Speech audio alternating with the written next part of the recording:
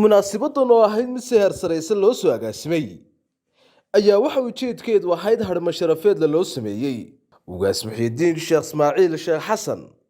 iyadoona ay munaasabaddan ay ka dhacday hotel guulada magaalada hargeysa ayaa waxaa harma sharafeedkan ugaaska u qabtay qurba joogta beesha waramiyo iyadoo halkaasi ay ka soo qayb galeen madax dhaqameed cuqaal salaadiin aqoon-yahano dhalinyaro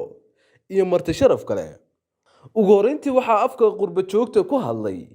muuse sahal isagoona ka mahad celiyey dhammaanba marti sharaftii ka soo qayb gashay ugaaskana halkaasi ku dardaaray dhankooda iyaguna waxaa halkaasi ka hadlay haldoorkii ka soo qayb galay munaasabadaasi ay ugu horeeyaan caaqilo mas-uuliyiin culumo iyo dhammaan dhalinyaradii ka soo jeeday beeshaasi akisho waana kuwan iyagoo halkaasi ka hadlaya بسم الله الرحمن الرحيم الحمد لله رب العالمين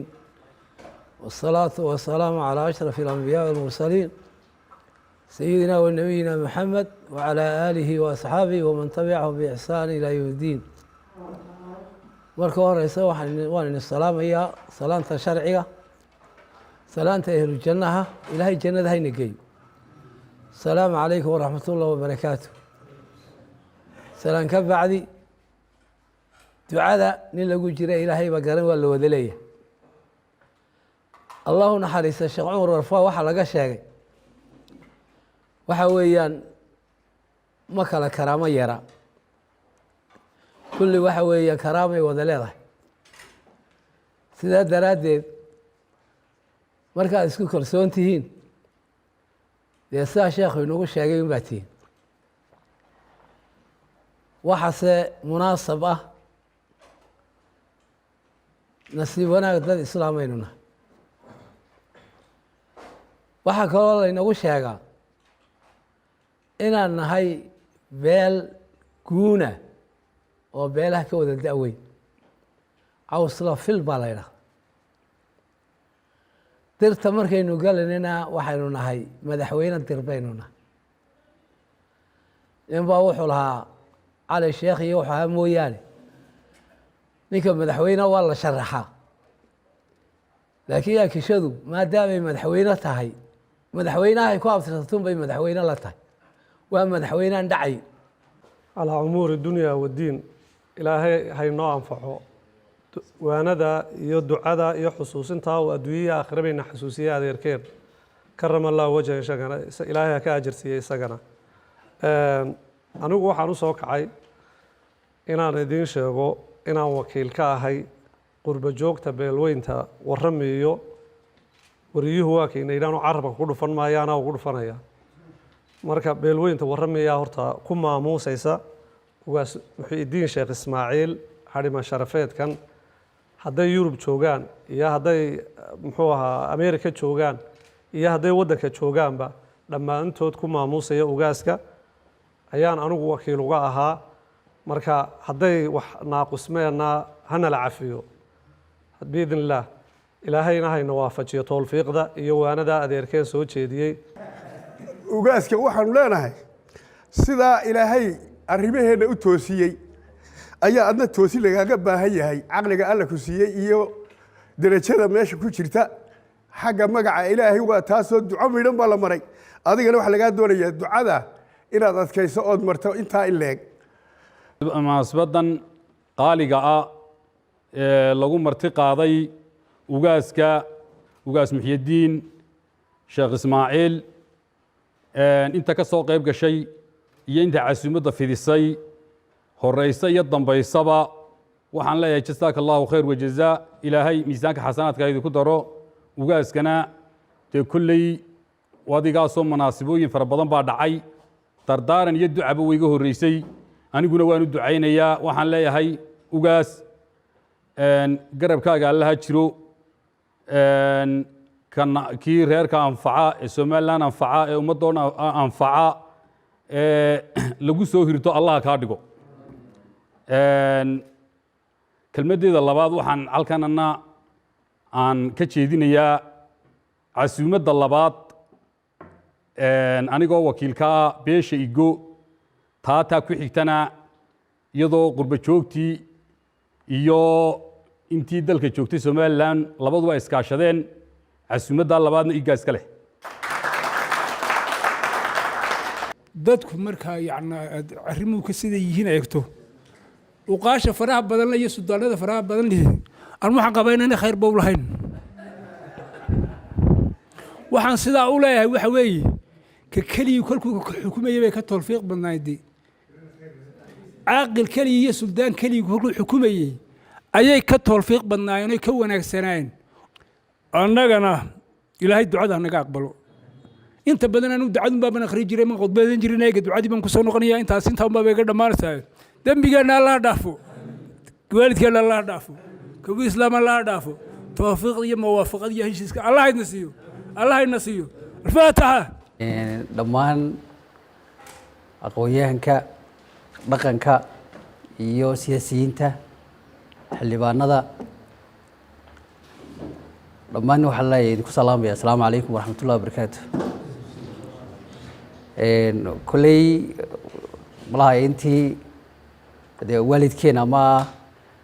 labeynteennii markaasi ay tiriin ka badan odhan maayo isku duubnaanshaha ayuunbaa halkan aan ka daalacday waxyaalaha ugu muhiimsanee kolba baahideennu ay ku salaysan tahay kolley maanta dunidana waxyaalaha inta badan mudnaanta la siiyo waxaa ka mid ah oon isku duubnaanta oo maanta waxaa dunida ka dhacaya oo dhan dee waxaa la iskugu habranayaa waxa weeyaan waa isku duubnaan haddii in badan aan la kala maqnaa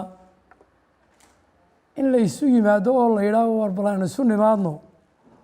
oo aan isu geyno talada oo aan isa saamaxno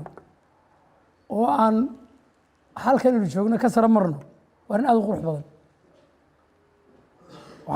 halkan waxaan isku nimi xarimo sharafeed ay soo diyaarisay haweenta warramiyo oo ka tirsan Kisho ay ugu maamuusteena ugaaska iyagana aad iyo aad iyo aad baan ugu mahadnaqaynaa kolley kuwa kalena kudayaasha ka mudayiin inay ugaaskooda ay markasta ka farxiyaan oo ay soo dhoweeyaan oo ay martiqaad ku fidiyaan waa waajib ugaaskana cid kasta oo ka farxisa ama cid kasta oo soo dhoweysa cid kasta oo daba istaagta aad baan ugu faraxsanahay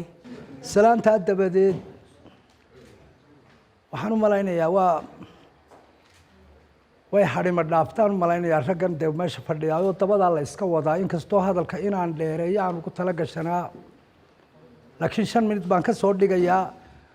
marka u horeysa horta ugaaskaan u ducaynaa in ilaahay kii la mahadiyo ilaahay ka dhigo intaasi waa iga ducada inta kale iga dardaaranana waxa weeyaan dadku wuxuu ugaas ku noqdaa oo caaqil ku noqdaa horta dadkiisa marti sharaftaa fadhida waxaan kula dardaarmayaa inay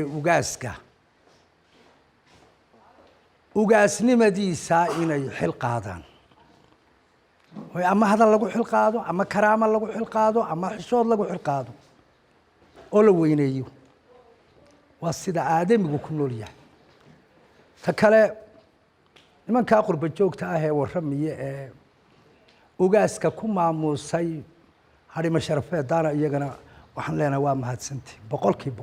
ugu dambeyntii isaguna waxaa halkaasi ka hadlay ugaaska loo sameeyey harimo sharafeedka ugaas Muxyidiin Sheekh Ismaaciil Sheekh Xasan oo ka gudoomay ducooyinkii iyo dardaarankii ay la galeen cuqaashii halkaasi ka hadashay iyo aqoon-yahanadii halka dhanka kale uu isaguna uu sheegay inay isku duubnaadaan beeshooda waxaana hadaladiisii ka mid ahaa العالمين والصلاة والسلام على من لا نبي بعده السلام عليكم ورحمة الله تعالى وبركاته ugu horeyn ilaahay baa mahad iska leh mahad dhammaanteed ilaahay baynu u celinaynaa walaalay naga dhigay islaam naga dhigay ina kulan siiyey ilaahay baynu mahadnaqaynaa marka labaadna ilaahay baynu ka baryaynaa raxmad khayr qaba oo dadkeena iyo dalkeenaba maansheeyo inuu ilaahay si dhaqsaay noo siiyo intaa kadib waxaan mahad labaad u jeedinayaa walaalaheen beelweynta warramiyo qurba joogtooda gaar ahaan guddigooda dhallinyaradooda cuqaashooda iyo waxgaradkooda kale ee maanta hadhimo sharafeedkan ay isugu yimaadeen akhyaar badan oo beesha ka tirsan sabab u ahaa oo ay soo wakiisheen muuse saal khayr allaha siiyo iyagana si ballaadhan baynu ugu mahadnaqaynaa waa kulan aada u qiimo badan waa kulan aada u qiimo badan rag fara badan oo salaadiin ah oo salaadiintii iga horreeyey ah cuqaal rag fara badan oo kulamadii hore ka maqnaa baa iyana maanta inoola weheliyey inay wax inala cunaan oo inala fadhiyaane iyagana sharaf iyo karaamay inoo wada tahay dhammaantiine aynu ducaynaan leeyahay intaa kadib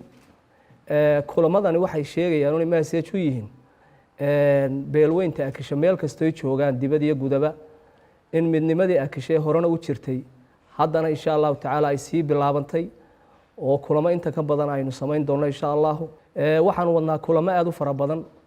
oo waxa weeye haani guntay ka soo tolantaaye waxaanu ka bilownay halka u hooseysa